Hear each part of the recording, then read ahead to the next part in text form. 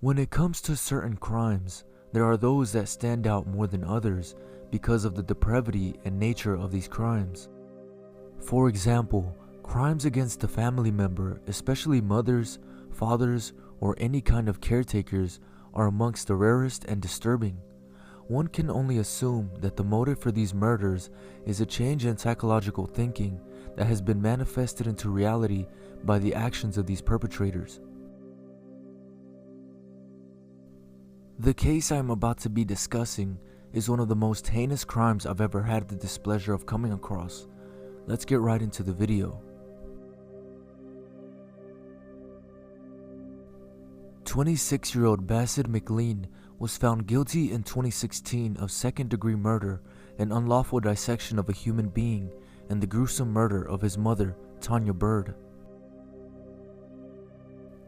Bahsid McLean decapitated his mother, took photos of her mutilated body, then posed for a selfie with his mother's head and posted the photo on Facebook.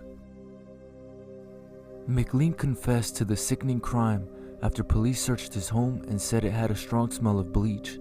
They also noticed a shower curtain missing at his apartment and began a search around the city for plastic bags with shower curtains inside of them. Investigators searched through piles of trash in the South Bronx neighborhood for days. A week later, police received a call from a horrified woman who was walking her dog and discovered the human remains in a travel bag at around 4:30 a.m. One by one, Bird's decapitated head, right leg, torso, and hands were found in the area around Eagle Avenue, 158th Street, and Caldwell Avenue.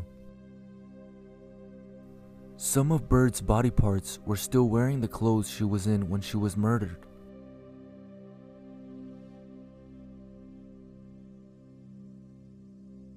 Bahsid McLean, whose Twitter handle is @KillTanyaBird, stabbed his mother to death in the bedroom of the apartment they shared.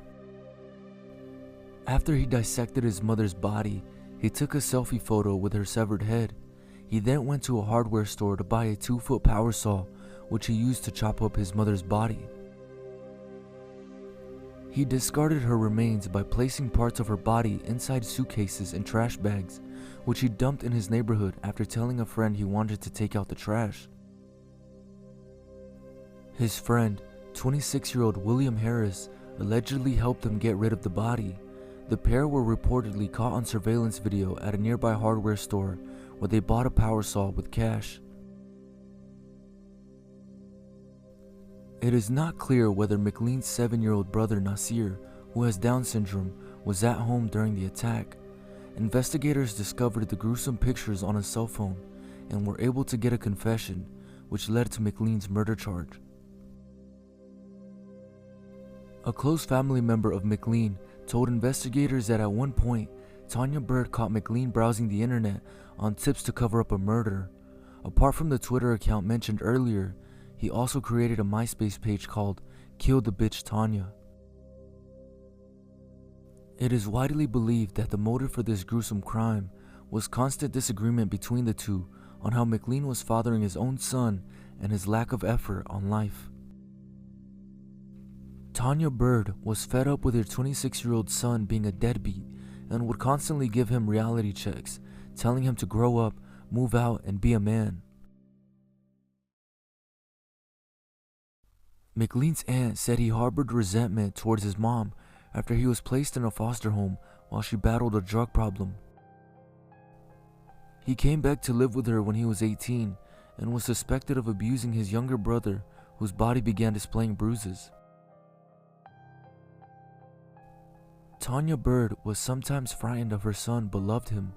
A close family member said, "He's acted out in violent ways before, but I never thought he would do something like this. Not in a million years."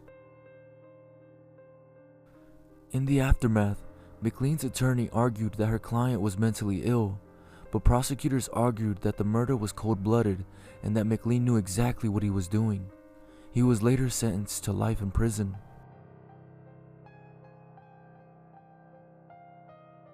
Unfortunately, McLean's son Zamir was murdered a year later in January of 2017 by his ex-wife Sarah Combs.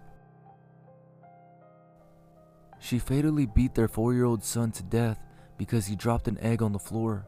The boy had gotten the egg from the refrigerator after Sarah Combs refused to feed the boy.